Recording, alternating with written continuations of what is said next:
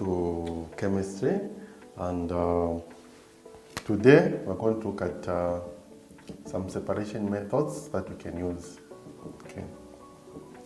So we looked at, in other lessons, we looked at a pure substance, and we said it's a substance that is just on its own. Then if a substance is not pure, it means that substance is a mixture. So we want to look at some of the methods that we can use to separate mixtures. Now today we're going to look at only a few methods. So methods that involve separating liquids. So we have said a mixture is a substance that contains two or more other substances that are physically combined. Okay, and we're going to use the methods that are called the separation techniques to separate these mixtures. So I've got mixtures of liquids, mixtures of solids. So among mixtures of liquids, we have got mixtures that are called miscible liquids and that are called immiscible liquids. So we're going to look at what we call immiscible liquids. Immiscible liquids, these are liquids that do not mix. A good example is oil and water. And for you to separate such liquids, we use what we call a separating funnel. So a separating funnel is used to separate immiscible liquids. Then we have got miscible liquids. For us to separate miscible liquids, we are going to use distillation. And here we have got what we call simple distillation and what we call fractional distillation. So we have simple distillation and the fractional distillation. Now on immiscible liquids, we are going to use the separating funnel. So we'll start with immiscible liquids. Here we're using a separating funnel. So a separating funnel is like this. So this is how a separating funnel looks like. It has a tap here and a stopper on top there. So this separating funnel is the one that we use if we want to separate immiscible liquids. So if I've got liquids, for example, cooking oil and water, which are immiscible, it means they are not mixing. You pour that mixture into the separating funnel. So you pour the mixture in the separating funnel. So we're going to have two layers. We have a layer that contains water, and we're going to have another layer that contains the oil here. So here we've got the oil, here we've got the water. So I try and separate a mixture of the oil and the water. The moment you pour it in the separating funnel, we're going to have two layers. The water layer is going to be down here because it is heavy. Then the oil will be on top. It's going to have another layer. And you're going to see a very distinct line that will separate the two. This line must be seen that we have got two layers. That's when we are able to separate effectively using a separating funnel. So what you do, you get a beaker so that the layer that is down here, which is for water in this case, it will come out. So it will come into the beaker. So expect this layer to be coming out after opening the tap. You only close the tap when this line reaches the part of the tap so that the oil does not go into the water. What will remain now in the separating funnel? Just a layer of the oil. So here we've got the water that we have removed. So the oil has remained. So to get the oil again, get another beaker. You place it there so that the oil can drop there. So if one separate immiscible liquids, liquids that do not mix, we usually use a separating funnel. In the separating funnel, we add a mixture of oil and water, and they're going to form two layers. The upper layer, which will contain a lighter liquid, the down part, which will contain a heavier liquid. Then for you to separate the two, you open the tap to remove the layer that is down until this line comes at this point. That's when you close the tap so that all the water comes out. Then what will remain now is the oil on its own. You can get another clean beaker. You place it down there, you open the tap so that everything goes out. So this method is mostly used under organic chemistry or in industries when they're producing different medicines, because in organic chemistry you're going to have an aqueous layer and an organic layer. The aqueous layer, that's where the water part is, it will be heavy, while the organic layer it will be on top, like the way the oil is. Okay, so the next thing that I'm going to look at is how to separate miscible liquids. Miscible liquids, these are liquids that are able to mix. Okay, so now how do we separate miscible liquids? So miscible liquids, these are liquids that are able to mix. So we have said we're going to use what we call distillation.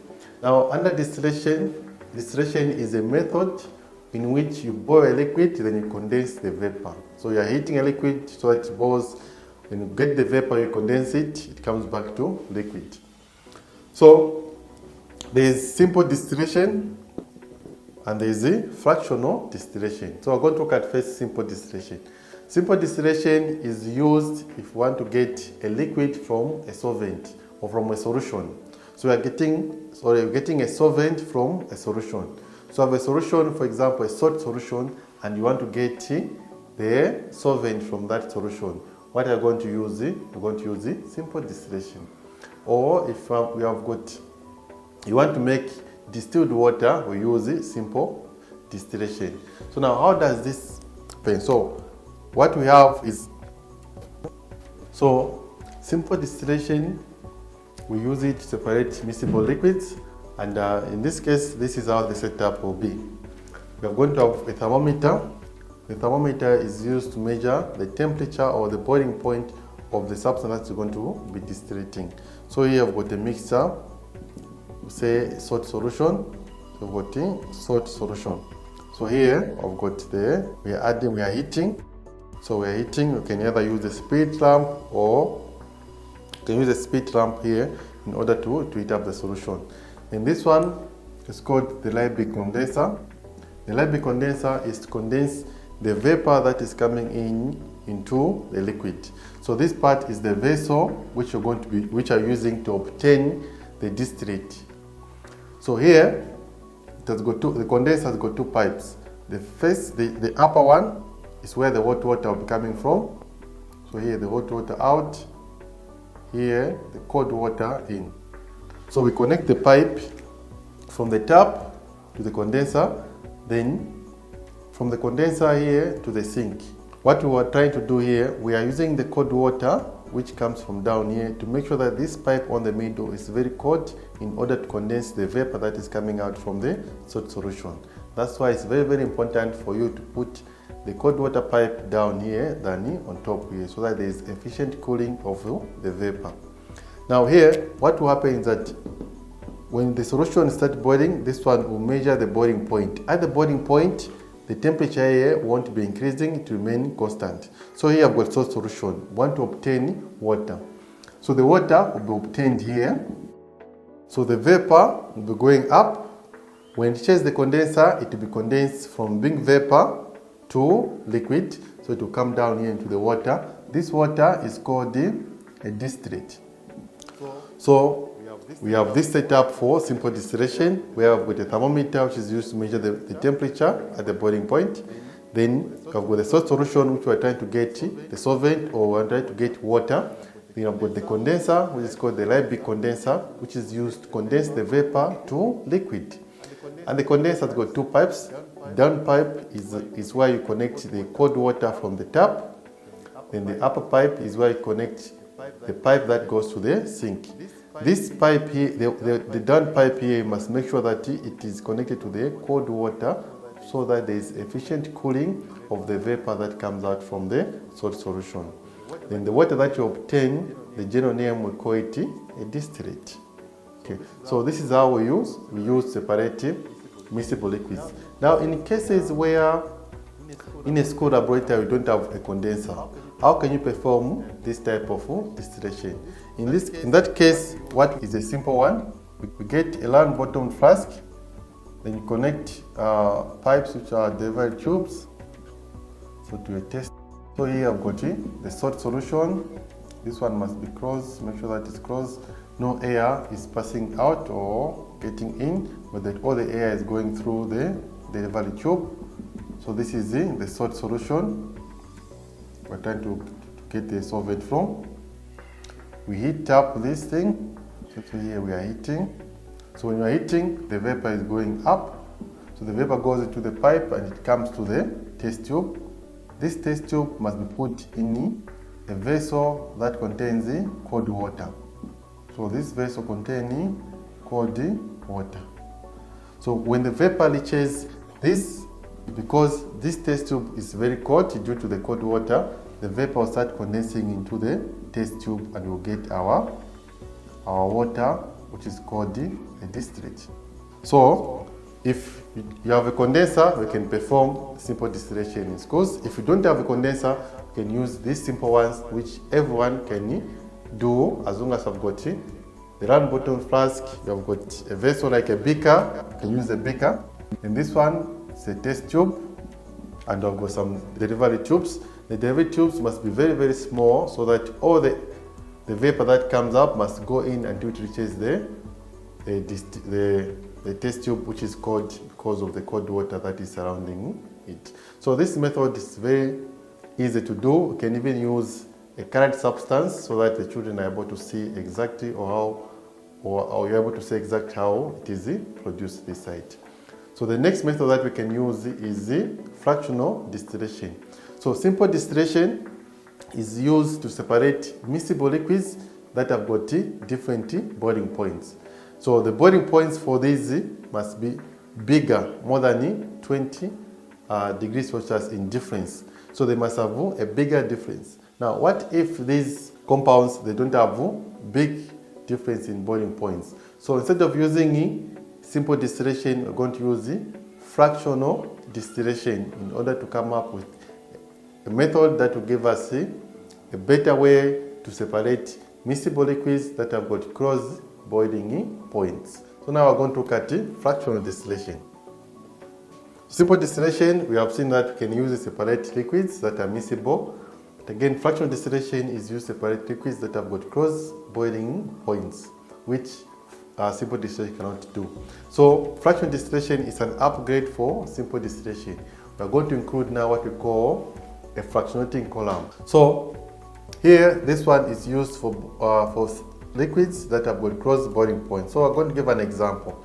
So in this example, we're trying to separate water and ethanol. So ethanol has got about 78. Water, we know that is 100 degrees Celsius. And the ethanol is about 78.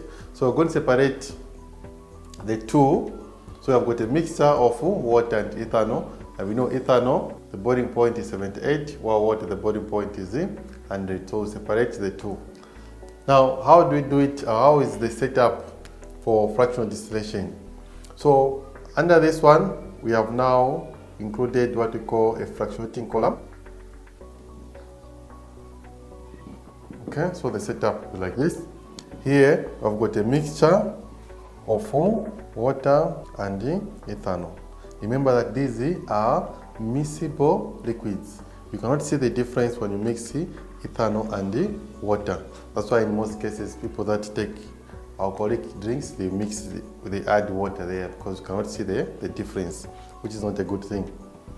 So in this case, we want to separate the two, and we know that they have got different boiling points. Remember that fractional distillation takes advantage of the boiling points. When they are different, then it's very easy to separate. So fractional distillation is important because we can also use it to separate the components of crude oil or petroleum. So now if you want to separate miscible liquids that have got cross boiling points, we use fractional distillation. So example that we're going to look at is we're trying to separate a mixture that contains water and ethanol. And in this case, we know that ethanol has got 78 degrees Celsius as the boiling point, while water has got 100 degrees Celsius as the boiling point. So the setup is like this, in which this is a thermometer, and the mixer here, this one is called a fractionating column, and this is the one thing that we have added from simple distillation. And in this case, this fractionating column is there are what we call grass beads that are added. So these are called these are grass beads. Now these grass beads, their job is to increase the surface area for condensation. So they increase surface area for condensation. What will happen is that after you start heating this mixture, between the two, the one that has got a lower boiling point will start coming out first, and some water molecules will also come out, but because of these grass beads, the water molecules will condense back, but the ethanol will still continue going up. Then we still have got our condenser, the Liebig condenser. Remember we said this is where the cold water will go in, and this is where the hot water will go out. And this is our receiver. So in this case, our thermometer will be measuring the boiling point. And using the thermometer, we will know at what is coming out at that temperature. So because we know that water is at 100 while ethanol at 78, when we heat this solution, the ethanol will start going up, and this thermometer will record 78 degrees Celsius, and it is the ethanol that will be coming out. So the ethanol will come out first. Why? Because it has a less boiling point compared to water. Then when the entire ethanol is finished in this mixture, the thermometer, that's when it will change. So when this ethanol is coming out, the thermometer, it will record just 78. It won't be increasing or decreasing. It will become constant at 78. Remember we said a pure substance has got a fixed boiling point and the melting point. So in this case, the ethanol, when it is coming out, the thermometer, it will record 78 degrees Celsius, showing that it is the ethanol that is coming out, and it will maintain at 78 until all the ethanol has come out, or all the ethanol has been separated from the water. So the ethanol will be corrected here as a distillate as well. Then after that, we remove this beaker, we put in, or we remove the conical flask, or we can put in another clean conical flask or a clean beaker, which we are going to use now to correct the water. So the temperature will start increasing, and it will reach what? 100 degrees Celsius. That's when the water will start coming out now, so that we separate the water. So after separating the ethanol, we remove this, we put in another clean conical flask. So now our thermometer will record 100 degrees Celsius so that our water comes out. So now our water will come out. So I've got two. I've got one conical flask that contains the ethanol, and this one that contains our water. So that's how we separate a mixture of water and ethanol using fractional distillation. So fractional distillation takes advantage of the boiling points. Now this method is used to manufacture different whiskey. A simple distillation, it is used to manufacture distilled water and also to separate a solvent, to get a solvent from a salt solution. Fractional distillation, it is used to manufacture whiskey. It's also used to separate crude oil or petroleum. So petroleum is a mixture of different hydrocarbons. So petroleum is a mix of different hydrocarbons, and those hydrocarbons in petroleum, they have got different boiling points. And the ones that have got less boiling points will come out first, while the ones that have got higher boiling points will come out last.